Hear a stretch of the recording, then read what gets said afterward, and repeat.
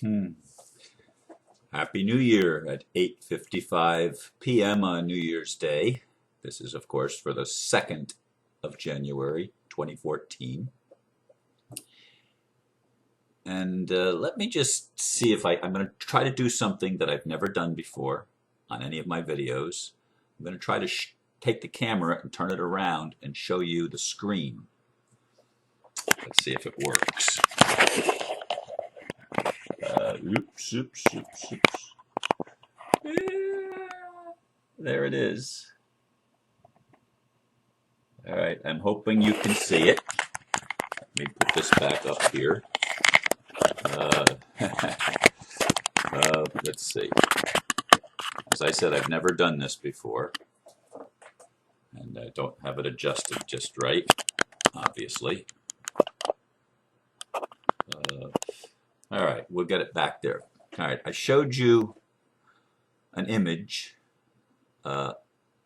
because that's the title for today's video. Geez, I must have been really drunk. And that's what Obama is thinking in a cartoon as he looks over his New Year's resolutions.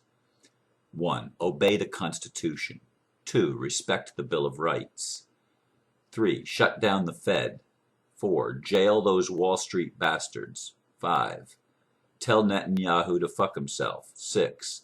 Tell the NSA to mind their own business. 7. Revive manufacturing. 8. Keep my 2008 promise to end the wars. I'm assuming these were his resolutions for 2013, which obviously went unfulfilled. We must have been really drunk if we thought he would actually do any of these things. It's a tradition for many people to write New Year's resolutions, and probably an even greater tradition for a lot of people to get drunk on New Year's Eve. It may not be the best of things to do, but it got me to thinking when I saw this cartoon, and I sat here all day wondering, what am I going to talk about? Because there are certain things that happened on New Year's Eve in my home that I'm not going to talk about. But I'm reflecting on being drunk. And I reflected back on 3 times in my life that I was actually so drunk that I had people tell me afterwards what I was doing. That's how drunk I was. I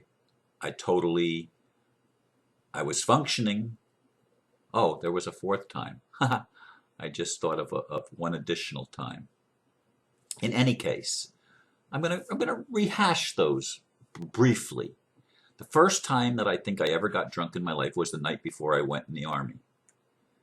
And we had a party at the YMCA.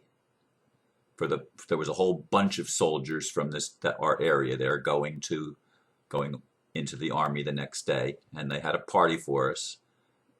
And I don't know if it was the night before, but it was before I went in the Army. I can't remember if it was exactly the night before. In any case, I was told afterwards that I was kissing all the girls. I wish I could have remembered. I mean, then I might have enjoyed it. I don't even remember the freaking thing.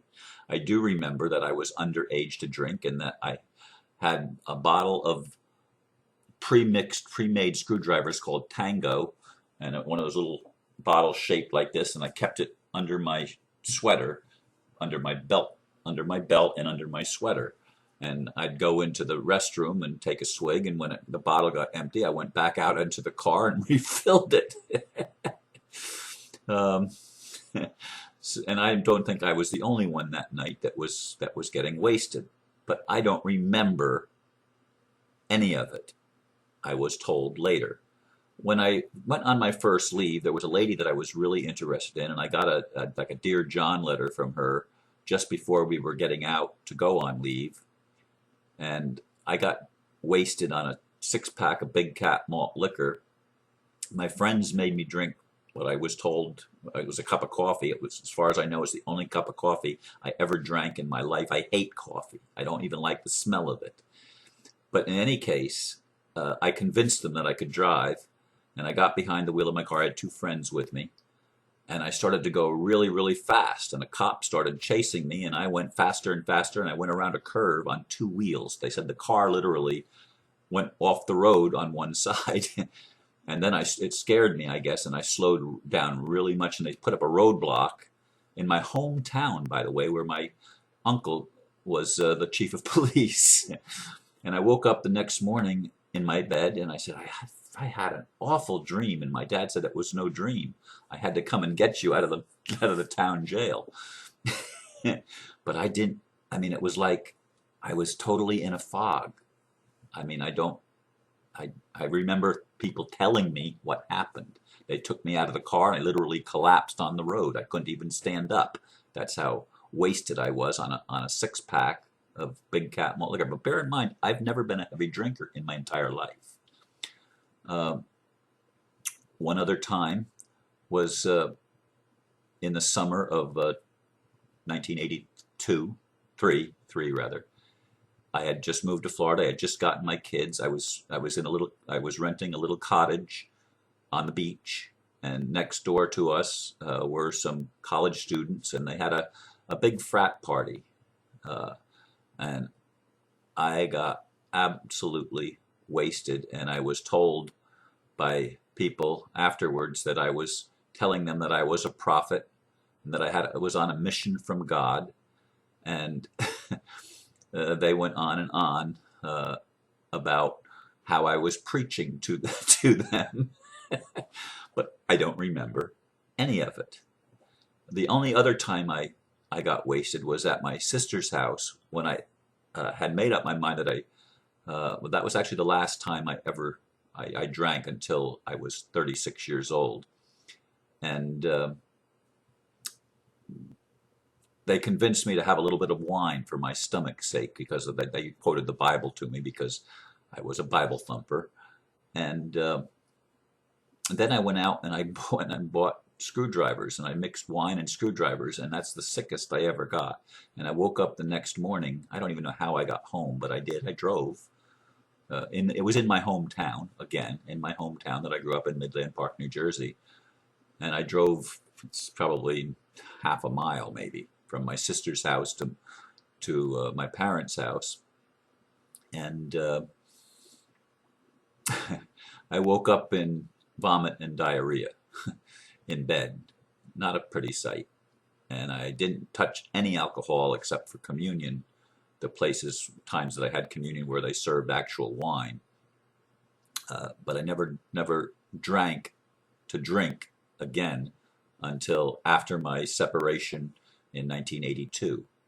1982 was the next time, in the fall of 82, that I had any alcohol touch my lips. So there's only those 4 times in my life, and I was thinking 3, but I had forgotten the one where I got really, really, sick.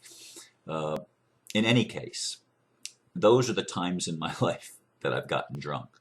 Now, I've had a buzz other times because I normally don't drink any more than 3 drinks at any given time. Most of the time 2, sometimes 1. But 3 is usually my maximum, and I stop. I don't have a problem stopping. I hope I never in my life ever get drunk again. I've not been a drug user and don't intend to use drugs, although I would take ayahuasca under shamanic conditions. But I tend to stay away from drugs, even over-the-counter prescription drugs. I drink water most of the time. My second preferred drink is screwdrivers, but I will drink fruit juices from time to time as well. And when I take my kids out to CC's, I usually have a root beer. I like root beer and birch beer and cream soda. Those are my 3 favorites. I won't drink Coke anymore, or any Mountain Dews or Pepsi or Coke products. I mean maybe root beer and stuff like that might be made by one of them, but I tend to stay away from sweet drinks completely. Sodas, as I said, I don't drink sodas. I might have 1 soda once in a while. Probably don't have more than a dozen or so per year. Per year. This is my lifestyle. Now, I know I eat meat. Sorry about that for you vegans and vegetarians. I like to think that I bless everything, and I try to have a thankful gratitude heart, a heart of gratitude with whatever I consume and whatever is in my world. But I've known people over the course of my life. My ex-brother-in-law, he would drink all day long, every day. He was perpetually inebriated. He was one of the safest drivers I've ever known. He would have never passed a breathalyzer test, but as far as I know, and at that point in time when I knew him, during my second marriage, during that time, he had never had a traffic ticket. He had never been involved in an accident, and he was a safe driver. I know another individual who, on one occasion, I actually was riding with him, and he had too much to drink, I thought, and he said, "I'll let you drive my car if you think I'm driving badly, but at least ride with me for a little bit. And as soon as if at any time," he says, "you think that I'm not driving well, let me know, and I will let you take over the wheel." And he drove an hour and a half from where we were back to Melbourne, Florida, and drove perfectly. I mean, he drove as well or better than I would normally drive sober. Drinking is relative. Some people that I've known, when they get drunk, are nasty. I mean nasty drunks. I've heard stories of people, of what people have done when they get totally wasted and smashed. And it's not a pretty sight. They say things and do things that maybe they're inside, maybe they're part of the shadow element, but they come out, they're triggered by the alcohol. And awful things occur, and it's not pretty. Now, we started with an Obama cartoon, and I'm going to end with it. It's funny, and it's not funny. It's funny if we believe that any politician, including Obama, is going to keep resolutions that would be meaningful. Now, he did make a promise to end the wars. He did make a promise to shut down Guantanamo, still running.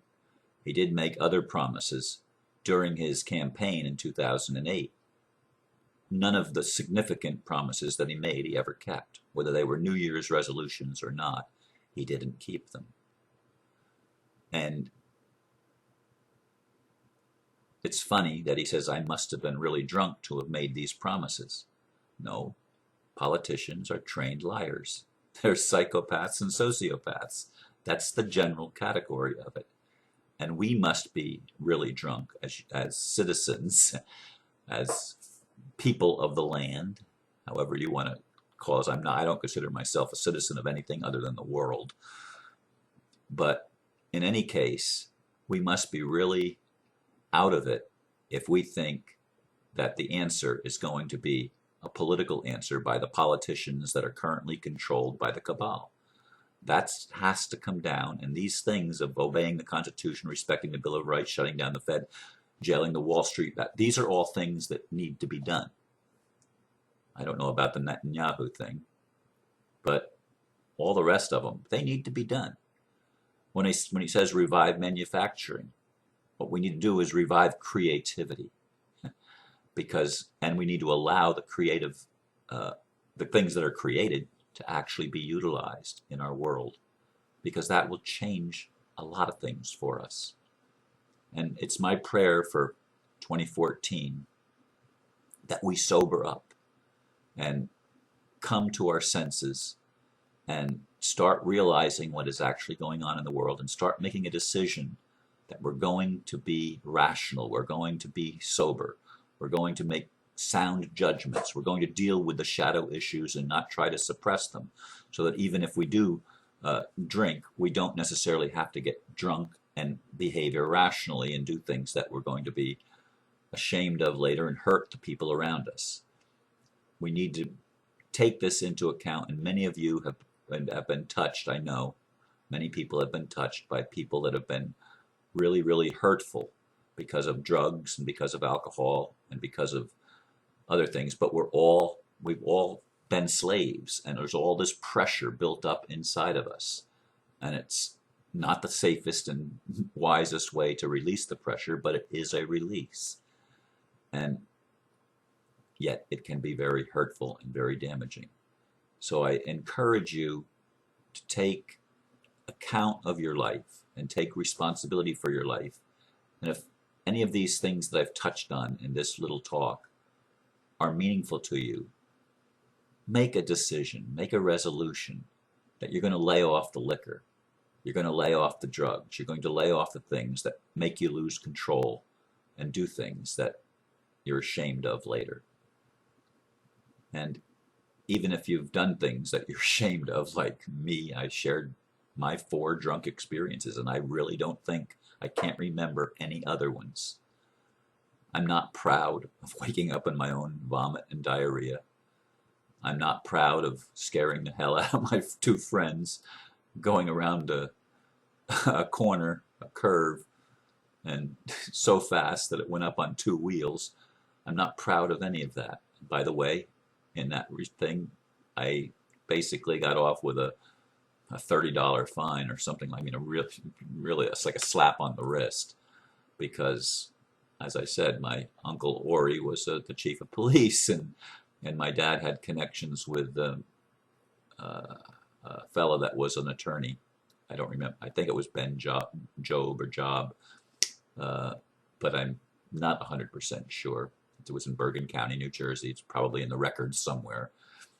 In any case, this is 2014, and I'd like this to be the best year yet for all of us, and I pray that this will be the case. Thank you for listening. Namaste.